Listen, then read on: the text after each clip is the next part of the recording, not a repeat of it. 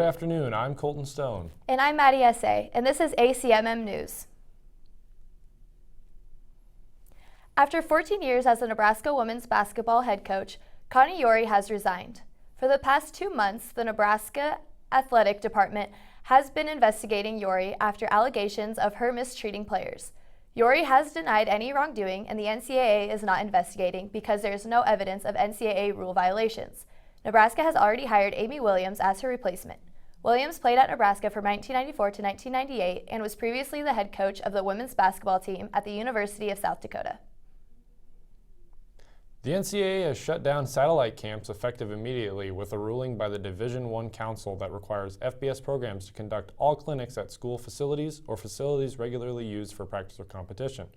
Satellite camps rose to prominence over the past year as several programs, notably Michigan and others from the Big Ten, conducted camps in the South and regions rich in recruiting prospects. The ruling is effectively a win for the SEC and ACC, which had banned their coaches from working camps at destinations outside a 50-mile radius from their schools. The Big Ten was the only Power 5 conference that was in favor of satellite camps, a source told ESPN. News later broke that the Pac-12 considered voting in favor of the camps, but voted against because they thought the other conferences were doing the same. Next up is reporter Allie Dorn with a story on 2 Husker swimmers. I've been swimming ever since I was 12 years old, so a total of 8 years now. I've been swimming competitively since I was like 7. I did like a bunch of little fun swimming before that, but really competitive at 7, and then got to a higher level when I was 13 when I made my first nationals. Jordan and Cassie travel far to be Husker swimmers. Jordan comes from New Mexico and Cassie comes from Canada. My best event is the 100 back, and my best time is 103.31, I think. Yeah, that sounds about right. And I also do a little bit of freestyle, like the tuner free, and I go like a 150 point something, but yeah. So my best event is a 200-meter breaststroke, but I also swim the 100-meter breaststroke and the 200 IM. The 200 IM is my secondary event, but my best is the 200-meter breaststroke. I think the hardest thing about being a student athlete is the time commitment and time management, is trying to manage your school and your practices and trying to succeed well in all of those areas, and also being involved within the community and also working towards, like, if you have a grad school goal or something like that. So I think it really helps you in the long run with life, but it's also really hard at the time to manage everything that's going on at the same time. Being a student athlete is a lot of work. The swim team practices twice a day, 6 hours a day, plus classes and their homework. I would have to say my favorite thing about being a Husker athlete is the support that we get here at Nebraska. It's unlike any other university. That's one of the reasons why I chose Nebraska over the other schools that I visited. You have so much support. Everyone here is, cheering for you, and all the athletes that you are friends with have like the same goals as you. Honestly, it'd be really hard to pick just one thing. I think just the environment alone and all the people that you meet, like there's no place like Nebraska where you're going to find so many dedicated student athletes, and just even like people every day that you're going to meet here, that just makes every day like something new and exciting. So this summer, at the end of June through early July, I will be competing at USA Olympic Trials in Omaha, Nebraska, and I'm super excited. The 2-time national champion, Husker Jordan Burroughs, has clinched his spot on the 2016 Olympic wrestling team. Burroughs, a 3-time world champion and defending Olympic gold medalist, rolled past Andrew Howe 9-3 and 10-0 in a best-of-3 finals series. He is considered by many the best pound-for-pound freestyle wrestler in the world, and will be a heavy favorite to repeat as an Olympic champion in the 74-kilogram class in August. This year marks the 38th annual Lincoln Marathon. The Lincoln National Guard Marathon and Half Marathon is one of the largest events in the nation, put on completely by volunteers, and the Lincoln Track Club is still looking for volunteers for this year's race. The race is capped at 13,500 participants, and all bibs have been sold. The marathon is scheduled for May 1st, so good luck to all the runners participating. Now let's go to Allie with the weather. Good afternoon. The weather has finally warmed up. The east half of the United States has sunny skies, while the Midwest has thunderstorms. Some may potentially be severe. The western half of the United States has overcast, but the whole United States looks warm. In Nebraska, the weather is looking nice. Lincoln is 81 and sunny, while the rest of Nebraska is sunny and warm as well. For the week ahead, we will start out in the mid-70s and go into the 80s, but cool off this weekend with some rain and showers. Back to you, Maddie. Researchers have found that the Zika virus may be linked to another brain disorder similar to multiple sclerosis. The mosquito-borne virus is already known to cause birth defects. However, it is now believed that it can cause an autoimmune disorder. In this disease, the immune system attacks the coating around the nerve fibers in the brain and spinal cord, much like multiple sclerosis. Research results will be presented April 15th at the annual meeting of the American Academy of Neurology in Vancouver, Canada. Research presented at meeting should be viewed as preliminary until published in a peer-reviewed medical journal. Now let's head to Colton Stone reporting on sex trafficking. Sri Lanka, China, Russia, Sudan, and America. Sex trafficking is not just a foreign issue, it's our issue. Every day, boys and girls around the country and the world are bought and sold for various reasons. And it's not always the buyers who are getting in trouble. Every year, they're saying between 200 and 300,000 girls in America are taken into the trade of prostitution, and they're between 12 and 14. We're not talking about the girls who are coming across the border or being flown in from Russia. We're just talking to you about just girls next door. And it's a problem. It's a problem across the country, which means we have the problem here too. Smartphones and other electronic devices have only added fuel to the flame for this business. From something that's gone from hours of waiting to just the click of a button. You hop on one of these right here, and you can have anybody you want in the world. Because of the internet, yes, it's locational, it's online. So if you want a girl, you can pick her up, or you can have her come to your office.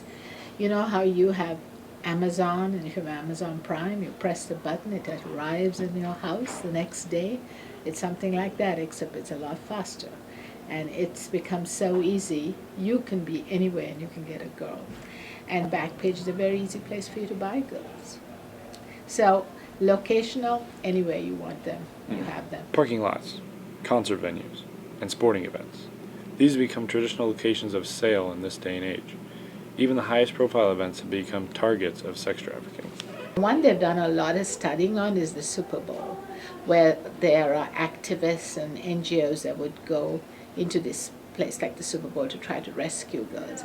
And in the last 3 Super Bowls, they've rescued girls, like 100 girls at least each time, and they've convicted pimps. Finding ways to help on campus, whether through authorities or individually, has become some students' passion. Support of law changes, amongst many other solutions, is a good starting point in the eyes of these students. For some reason, Tiny Hands, that organization came to mind. And so because it's such a well-known international project, I think maybe having a student organization of that here would, like the people who do know about it already, would be more influenced to join because they don't have to learn what this new thing is. But they can make some of their things that they do, we can make that more local here. While Lincoln may not currently be a hotspot for trafficking, the longer we let it drag on, the worse it'll get. For ACMM News, I'm Colton Stone.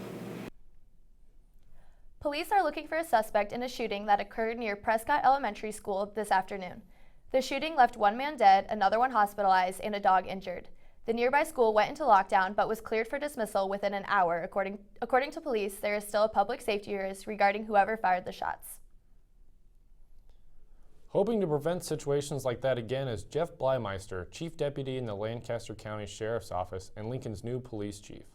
Bleimeister will succeed Jim Pishong, who retired in February. He took over his new duties today, April 26th. Bleimeister has been Chief Deputy since 2012 and has a bachelor's degree in biology from Nebraska Wesleyan University and a master's degree in management from Doane College. He's a Leadership Lincoln Fellow, serves on the board of the Boys and Girls Club, and volunteers at the Child Advocacy Center in Sheridan Lutheran Church. Maddie is up next, covering a story about a local woman and her desire to get kids into car seats. On April 24th, 1994, I was 6 months pregnant and driving from Omaha to Lincoln on I-80 with my 4-year-old son in a car seat in the back seat. We were approximately the 42nd Street exit when a car approaching from the opposite direction at 120 miles an hour flipped over the concrete construction wall and flew through my windshield, taking the roof off the car, collapsing the dash, splitting the seats. The jaws of life had to take me out, completely unconscious and bloodied. My 4-year-old son was fine. He had not a scratch on him. He was horrified, but not a mark. Shortly after the accident, officials told Laura's family that the only reason her son was alive was because he was in a car seat. Although car seats are required by law, many families today cannot afford them because they are so expensive.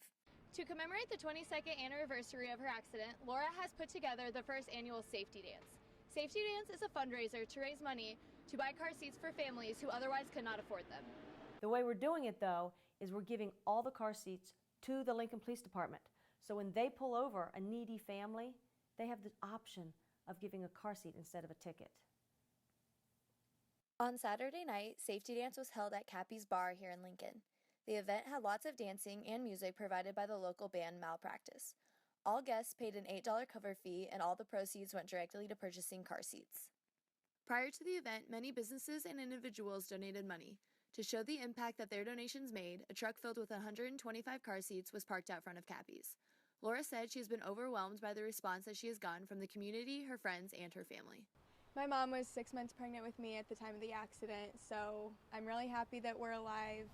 I'm really proud of her for putting on this event.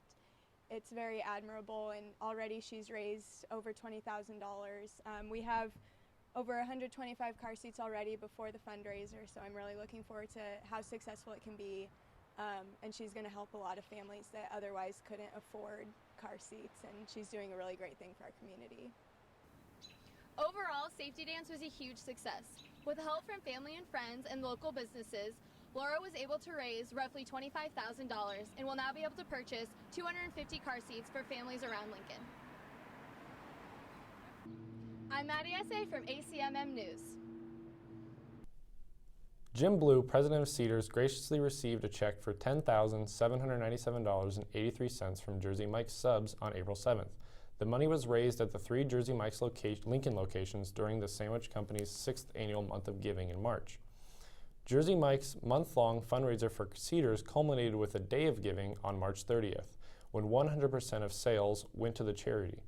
Cedars helps children affected by neglect, abuse, homelessness, and much more.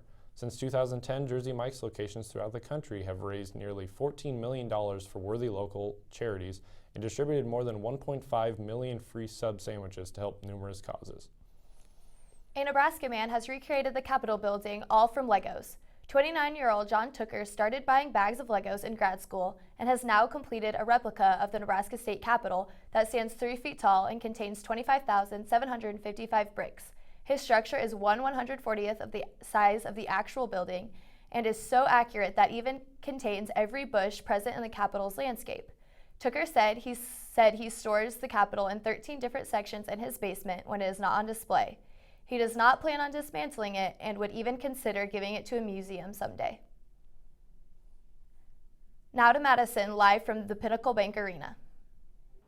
This is Maddie McFarland reporting live from the Pinnacle Bank Arena, where Friday the 22nd, Grammy-winning artist T-Pain will be performing for the UNL Spring Concerts. Tickets will be available online and at the door.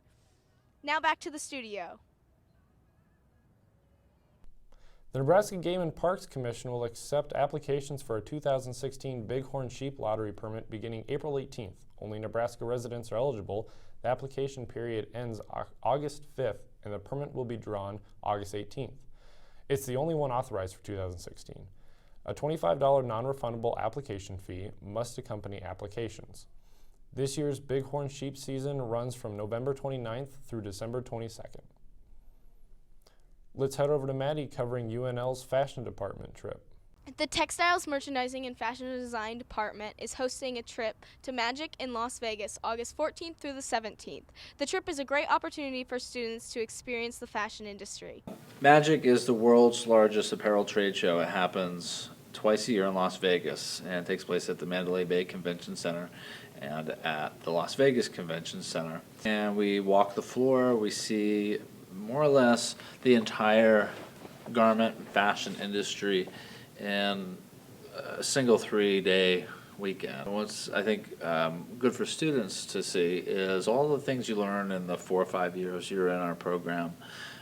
You see them taking place, you see that business taking place, you see the design work, you see the communications, you see anything from the materials, raw materials sourced from various parts of the world to end product. Last year we went to several industry talks several of which were led by Mercedes Gonzalez of Global Purchasing Group.